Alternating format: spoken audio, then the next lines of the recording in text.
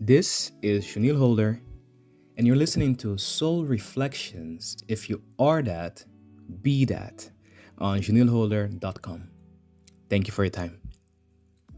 I was talking with my mom on the phone the other day, and she gave me a piece of wisdom that initially felt simple. But as I pondered it, I realized that that's how coded wisdom often works. You need to sit with it and let it show you. It's amazing how much depth some sentences can have. My mom said in Papiamentu, our native tongue, something that roughly translates to, if you are smart, be smart. If you are wise, be wise. If you are intelligent, be intelligent. If you have knowledge, use your knowledge. This was after I had shared a psychic dream I'd had and the revelations that came with it as I journaled on the dream. As we grow into maturity and become more of who we can be, and as we nurture our gifts and hone our skills, we get opportunities to expand beyond our current capacity or understanding. I believe that it's our responsibility to own who we're constantly becoming, unafraid of how our evolution might look like from the outside. For who we become tomorrow might surprise who we are today. As change is inevitable, we might as well be intentional about our relationship with it. My 18-year-old self had no idea that I'd be this version of myself at 31. And my 31-year-old self has no idea who I will be in 10 years. But if I am intentional about my development, I know that I'll be proud of that version of myself too.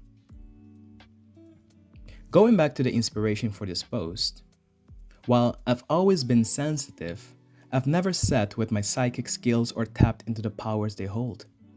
While I have a natural ability to connect dots and analyze things, I've never fully delved into what would happen if I started tuning myself to also the underlying energies behind and beyond something. While I couldn't do this before, now I can. I can because I've done the work to mature into this version of myself. I have the gift of foresight, and it has shown me more than once that it is highly accurate in its messages and sometimes strong in its delivery. I have an affinity to feel energy and name the unspoken. I have direct communication with the divine, so I will tap into it accordingly. I can, so why not? Why shy away from what I know is? See, Mom's message was a gentle reminder and encouragement to act in accordance with my authority. In other words, if you are that, be that. Be that in speech, be that in deed. Carry yourself with the authority that you wield. Walk in your light because you have it. Be brilliant because you are brilliant. And being anything less than who you are does not do justice to who you are.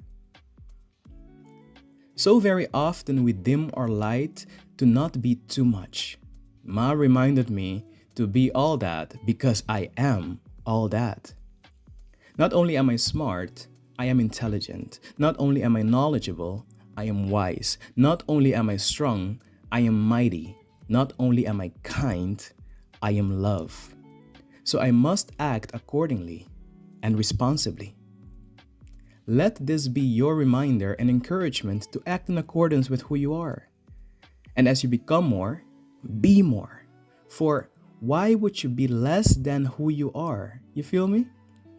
This is my permission slip to myself to be all that because I am all that. And if you are all that too, I encourage you to be all that fully. For the world does not benefit from our mediocrity.